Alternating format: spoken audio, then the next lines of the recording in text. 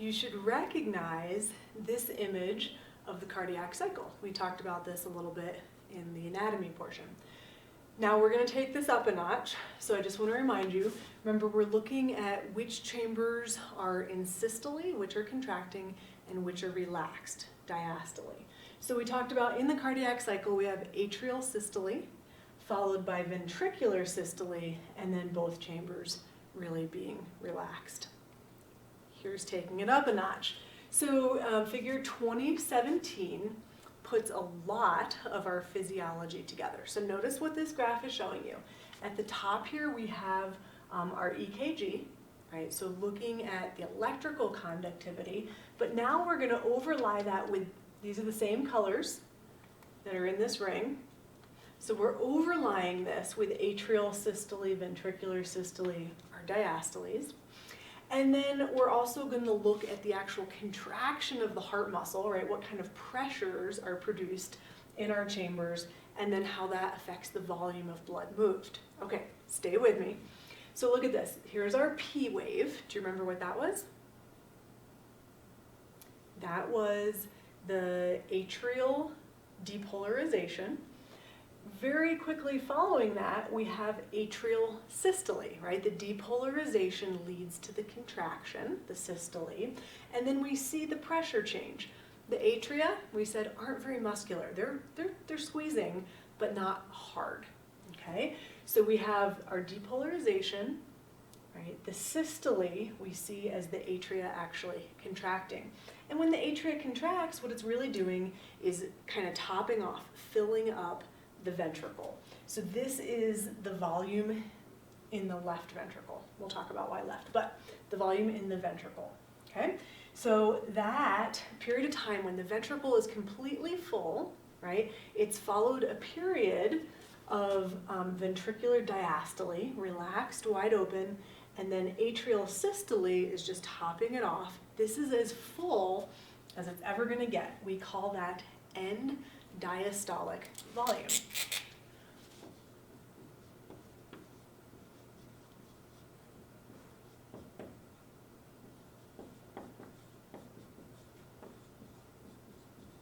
Right? This is the volume of the blood in the ventricle at the end of ventricular diastole, right? Ventricular diastole, wrapping all the way around to here, so right before we contract. So this is the volume in the ventricle just before contraction at the very end of its relaxation phase. Okay, so we see that there. Okay, so then we hit our QRS complex, which we said was ventricular depolarization, and then we see all of the contractile cells get in on this, right? When they depolarize, we get contraction, and look at the amount of pressure that ventricle produces. It's the muscular one. It's exerting a great deal of force, and that is what empties the ventricle, right? It's squishing a bunch, I shouldn't even say that. On average, it's like 40% of the end diastolic volume gets pushed out. Don't worry about it. We empty the ventricle, and at that point, we get to what's called end systolic volume.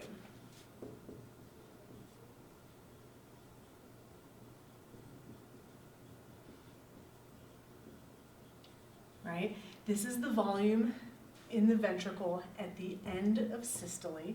This was the volume in the ventricle at the end of diastole, just before contraction. This is end systolic volume. This is the volume at the end of systole. This is as empty as we're going to get that ventricle. Right? That amount, the difference between end diastolic volume and stroke volume is called, end diastolic volume and end systolic volume is called stroke volume. That's the volume of blood we've actually ejected from the ventricle. Anyway, I digress. We then move on, right? And notice everybody moves into diastole, right? All of our pressures come down, and we're refilling the ventricles, right? Refilling the ventricles for the next go around. Now this becomes important when we think about cardiac output. So cardiac output, by definition, is the volume of blood pumped out of the left ventricle in 1 minute time. Cardiac output is the volume of blood pumped by the left ventricle in 1 minute. Cardiac output is calculated by taking heart rate times stroke volume. Right? Think about that. Heart rate, how many times we're beating, times how much the volume, the stroke volume, right? So if you beat 12 times a minute and you're moving 100 mils, that's going to be different than if you're beating at 50 beats per minute and you're moving 500 mils, right?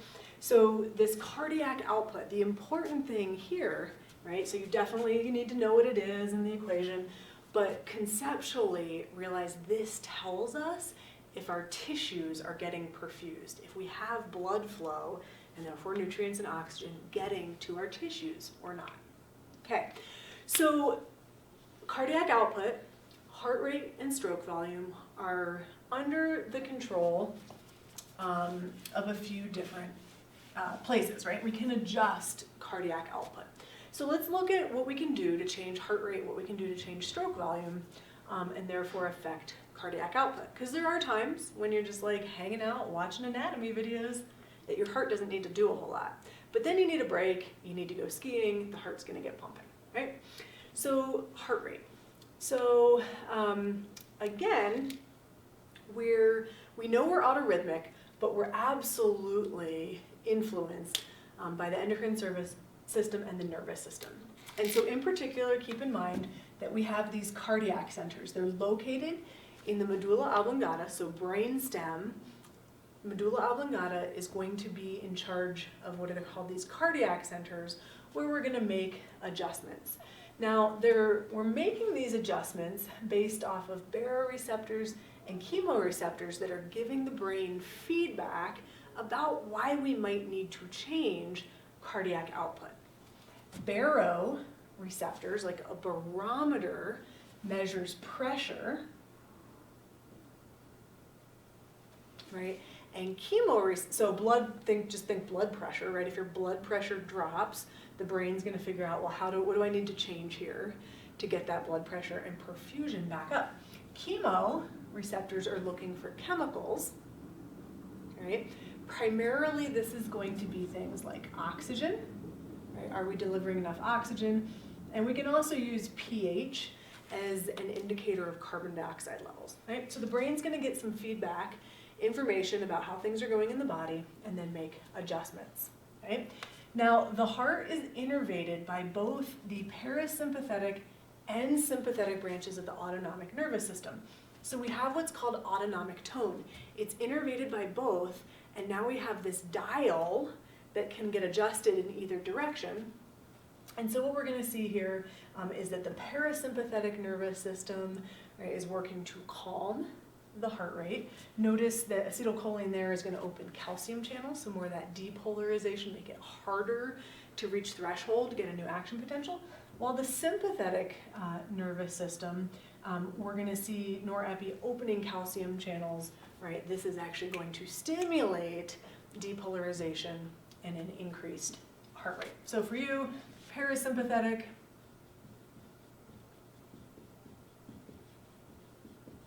innervation is going to decrease heart rate, while sympathetic,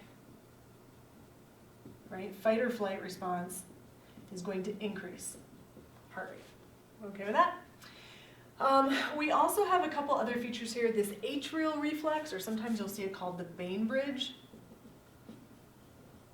reflex. I think we're trying to get away from names. Atrial reflex. This is basically just as blood flow returning to the heart increases, that automatically, reflexively increases heart rate. And then of course we also have hormones, right? So epi, norepi, thyroid hormones, all those sorts of things are going to increase heart rate.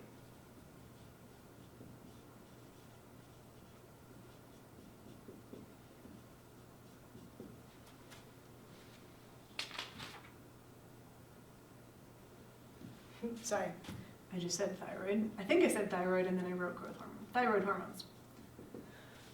Okay, so we can adjust heart rate up and down to affect cardiac output. We can also adjust stroke volume, right? So again, end diastolic volume is when that ventricle is, I don't want to draw this. Heart.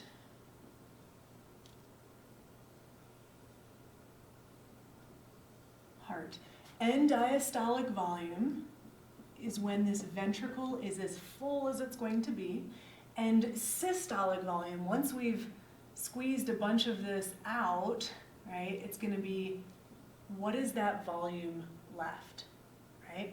And diastolic volume and systolic volume, the difference between the two is stroke volume. So, end diastolic volume, you can basically, if you increase the filling time, so there's a slower heart rate, or you increase preload, you increase how much blood is coming back to the heart, either of those are going to increase end diastolic volume, okay? So if you want to increase end diastolic volume, you increase filling time, you increase preload. If you wanted to decrease end diastolic volume, you do the opposite, okay? And systolic volume, right? Think about this as like how hard you actually contract, right? The harder you contract, the less you're going to leave. If you just kind of give a wimpy little squeeze, most of that blood volume will remain and you'd have a really big end systolic volume. So things we can do to squeeze more out, things we can do to decrease end systolic volume are going to be things like, again, preload. Preload, again, is how much blood is flowing into the heart. Now, if you recall, with skeletal muscle, we have this effect called the Frank-Starling effect, and it deals with basically there's an optimal overlap of actin and myosin to get the most strength out of your contraction. If you're too stretched out, you can't get cross-bridging. If you're too overlapped, cross-bridging doesn't go very far. So there's this like sweet spot, and that comes from getting this optimal stretch of a muscle. So as the preload increases, you actually hit this optimal overlap, and you get a stronger contraction. That's the Frank-Starling effect. So that would help us squeeze more out, right? Decrease our end systolic volume. We also have a couple of what are called inotropic effects. I know that's not how you're going to pronounce it. Inotropic effects. Basically, these tell us how hard the muscle contracts. Again, sympathetic nervous system is going to increase the contractility or have positive inotropic effects, right? So sympathetic, that's a plus. A positive inotropic effect, more contraction. Parasympathetic has a negative inotropic effect. It makes it so it doesn't squeeze quite as hard, okay? So as you might imagine, sympathetic nervous system is going to decrease end systolic volume, right? Squeeze most of it out. Parasympathetic is going to be like, you don't have to work that hard. Squeeze a little bit, squeeze a little bit. Our final thing here on stroke volume is what's called afterload. And afterload is actually the force needed to open those semilunar valves, so particularly think into the aorta. But it's not just like, well, how flexible is the valve? It's how much pressure is coming back at you. So say someone who has hypertension, really high blood pressure, and all the blood vessels are constricted, when the heart tries to push against that, it has this massive afterload that it has to overcome, right? So it has to work really hard if it actually wants to get to this low end systolic volume, right? If it wants to empty the ventricle, okay? So we'll talk about that more in the next chapter as we get into the blood vessels. So here's what I want you to think about. This, again, this gets really complicated because this part of the brain, right, the medulla, who's in charge of a lot of this, totally subconscious, right, we're like not in control. So our brain fortunately knows how it should make these adjustments. So you start to exercise. Well, do I increase heart rate? Well, if I increase heart rate too much, then I don't have filling time. It's looking for the sweet spot between adjusting heart rate and stroke volume to be as efficient as possible. So what I want you to think about before class, probably on Thursday, we'll get to this, is if stroke volume equals end diastolic volume minus end systolic volume, right? How full was it minus how empty did it get, right? That's our stroke volume. How do I, if I want to increase stroke volume, what do I want to do to end diastolic volume? And what do I want to do to end systolic volume? Do I need up arrows or down arrows? Am I increasing these or decreasing these? All right, we'll pick up there.